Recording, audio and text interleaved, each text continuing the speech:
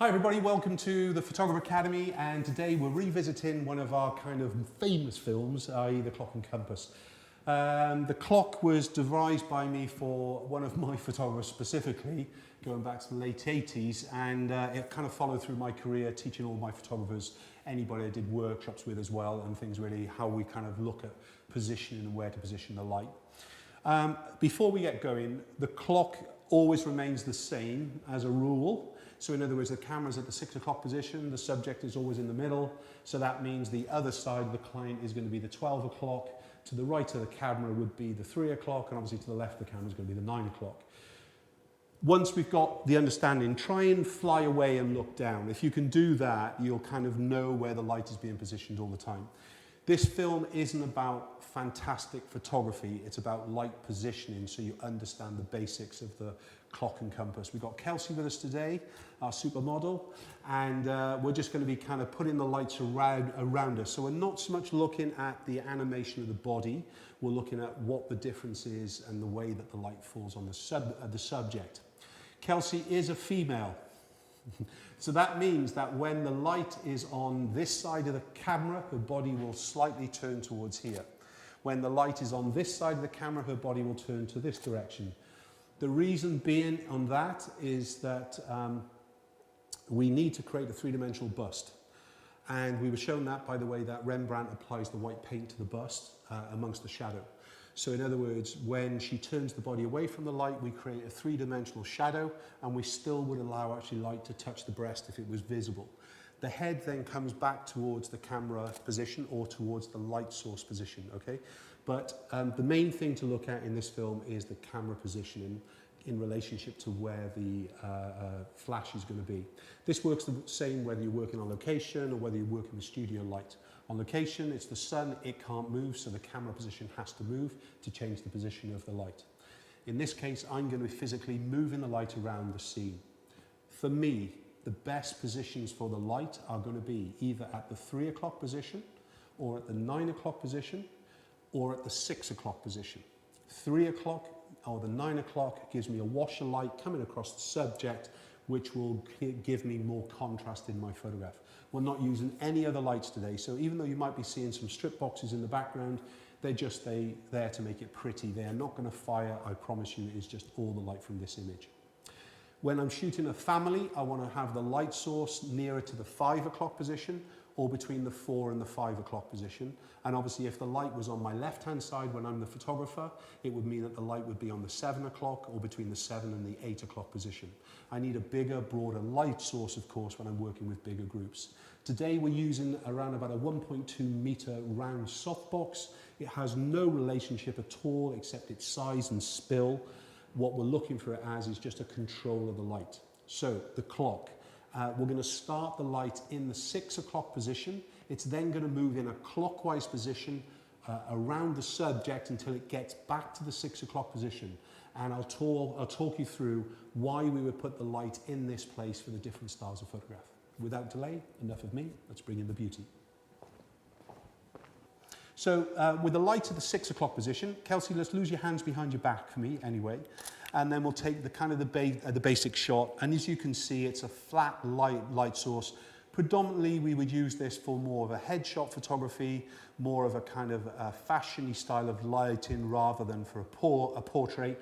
Why? Because it is flatter onto the subject.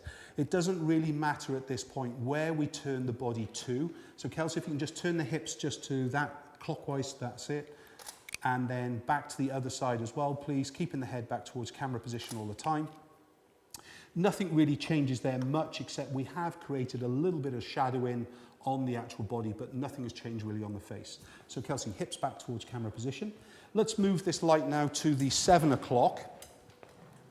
We are using a directional light source. So as you can see, the light is pointing directly at her.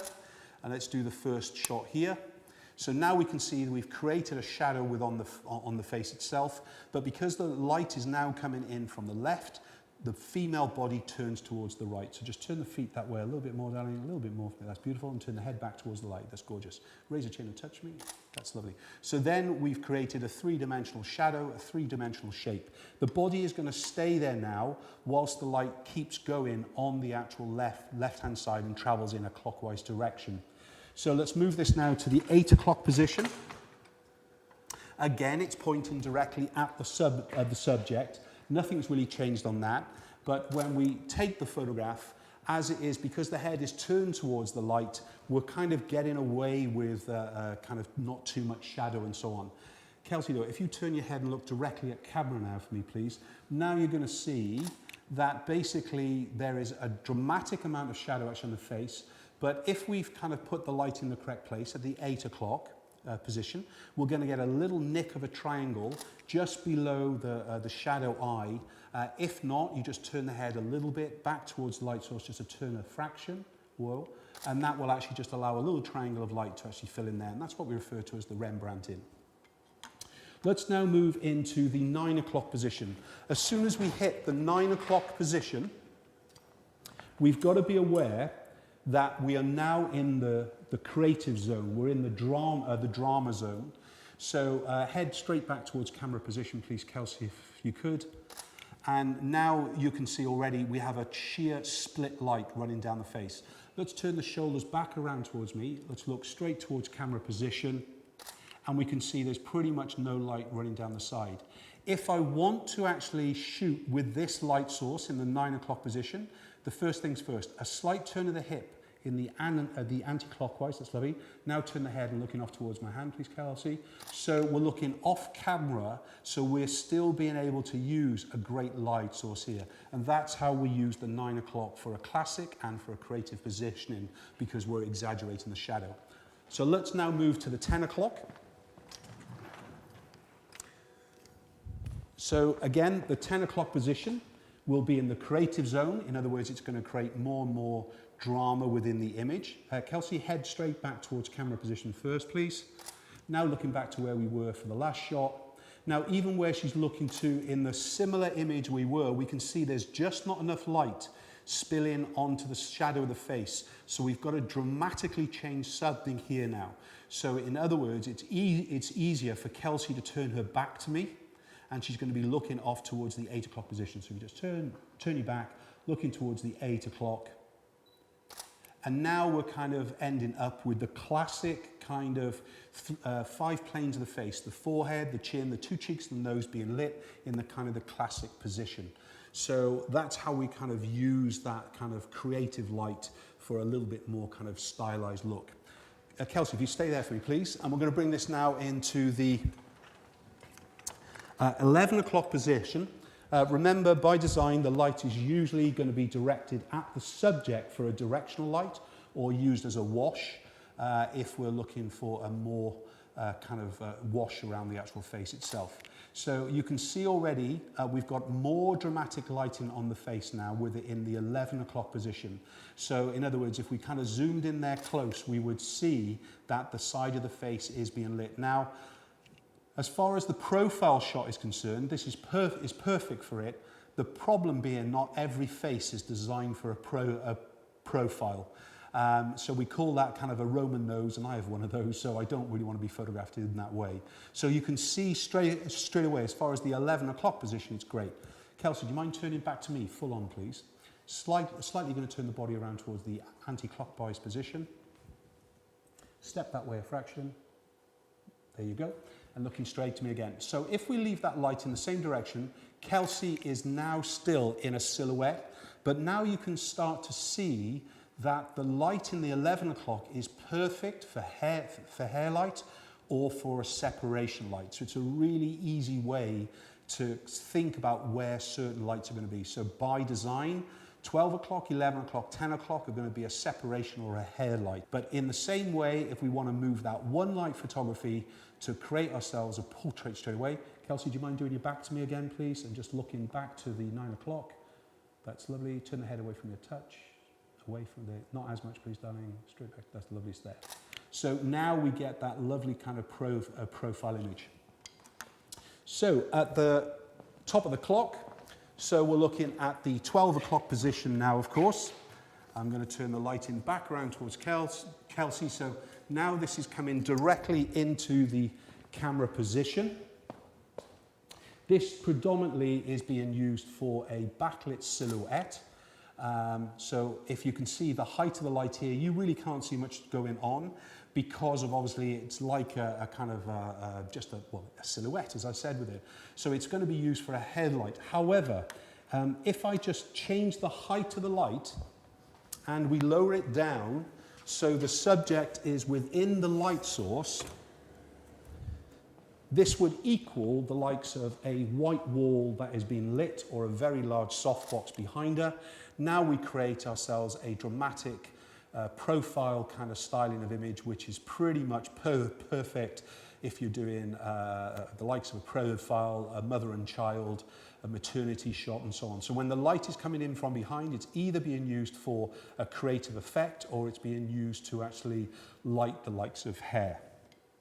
Okay, so Kelsey, if you wouldn't mind to turn back towards camera position, please. Let's just reset, but we're in the 12 o'clock position. Just this way a little bit more, please, Kelsey. Just move. That's a little bit more, darling. There you go. Brilliant. So we're literally back at the 12 position. Now let's move to the 1. So if you've kind of been following what we've been doing at this point, you've now realized we're going to get exactly the same result, and I'm working too hard. Why would we decide to actually have the light on either the 1 o'clock to 6 o'clock position or the 6 o'clock to 11 o'clock position? It can only be because the light is better on the subject from one side or another. So because we're back at the 1 o'clock, we know, Kelsey, let's keep you there first. Then we're going to turn the back to me, please. Look into the 3 o'clock position now. To your right more, look in there, more. There you go. And so now it's exactly the same effect that we had before.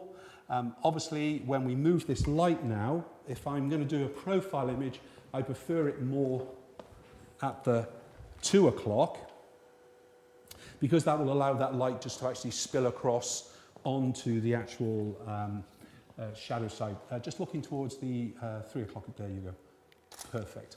So then we've got that beautiful light kind of falling on her. Let's take another one in there just in case of a blink. And then we're going to come back to our 3 o'clock. So again, we're on the edge now of no creative light. As soon as we bring it close to the camera position, the light is going to become more of an even light source. So again, good for profile, but flat lit here, okay? Kelsey, if you turn your body back to me, just a touch, whoa, not as much, please, darling, and look just towards here now. That's lovely. So I can still create the shadow, but look what we haven't done. We haven't turned the body in the opposite direction. Remember, by pointing the body, the woman, in towards the light source, you're going to flatten the chest, or for a woman with a heavy breast, you're going to make it even fuller. So Kelsey, if you don't mind, turn the body to this direction, and turn the head back around there. That's lovely. Turn the body a little bit more around. Turn the head as well if you can for me. A little bit more with the body. Beautiful there, darling. Okay, so at the 3 o'clock position, we've still got drama within the image. And obviously this is where we can just rotate that body. So let's keep her there for a minute and just turn the body a little bit more around towards there. And that's beautiful just there. Now you can see how that light is beginning to spill on the shadow side of the face as well. Okay, so good. We're now at the 3 o'clock. And we're getting to work now. We're at the 4 o'clock position. So this, as is, would probably be the kind of the more classic. As I said, for me, my light is either going to be at the 4 o'clock position or the 8 o'clock position. Both of them will give me a good dynamic. So eyes at me, please, Kelsey. Turn the body this way. Whoa, that's gorgeous. Head back around there again. That's beautiful. Raise the chin a touch more for me. That's great. And this would be pretty much my standard position, and if the light was on the opposite side, i.e. the 8 o'clock position, it would look perfect as well. Okay, and then we're getting close to the camera position. At this stage, we're going to be at the 5 o'clock.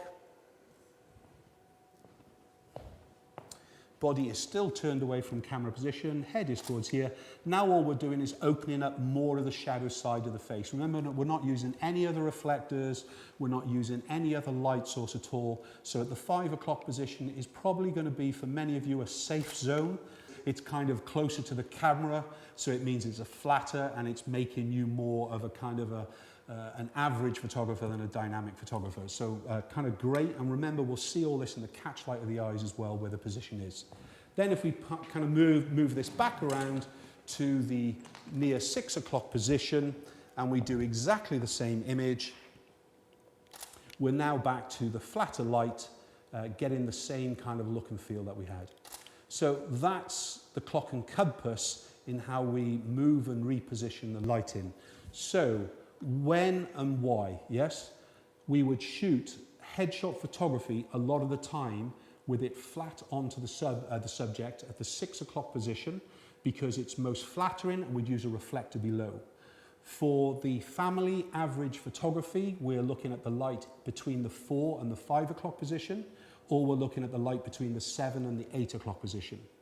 If we're looking for more dynamic style of photography, the light needs to move from the 3 o'clock to the 9 o'clock position. So in other words, we usually say from the 9 to the 3 because we follow the clock all the way through. So as soon as the light reaches the 9 o'clock position, we are in a creative use of the light, and then the more and more it moves towards the background, we saw we're going to get more and more like a silhouette or hair light and so on. And then of course, if we're looking to use the classics, remember that the body of the woman is turned away from the light source. The masculine pose is helped with the body being turned in towards the light source to add more bulk. And obviously we've got to actually look at whether we're going to add a little bit more of a feminine pose touch to a male, or we're going to add in a more masculine pose and touch to a female. That's our decision as photographers, depending on the subject in front of us. As far as the creative light is concerned, we don't just have to use big pools of light we're using here today. We can start to actually look at snoots, gridded light sources and so on. And that is the clock and compass.